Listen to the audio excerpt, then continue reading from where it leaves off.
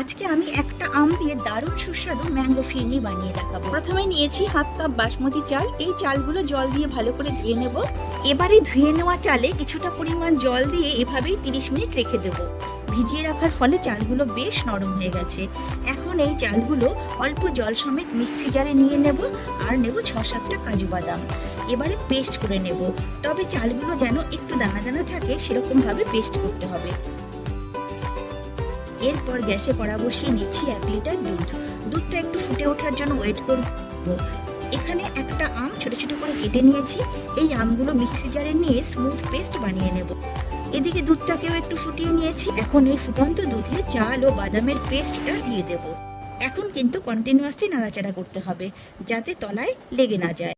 তারপর দেব 1 কাপ চিনি, ফ্লেভারের জন্য এলাচ গুঁড়ো, 1 পিঞ্চ লবণ, কিছুটা পরিমাণ ড্রাই ফ্রুটস।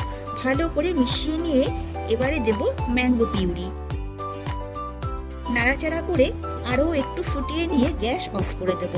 মিশ্রণটা এখন এরকম পাতলা দেখাচ্ছে, ঠান্ডা হয়ে গেলে কিন্তু বেশ ঘন হয়ে যাবে। এবারে সার্ভিং বলে ঢেলে দেব।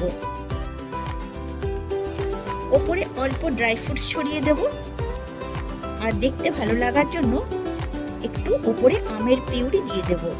এবারে নরমাল ফ্রিজে 3 থেকে 4 ঘন্টা রেখে দেব।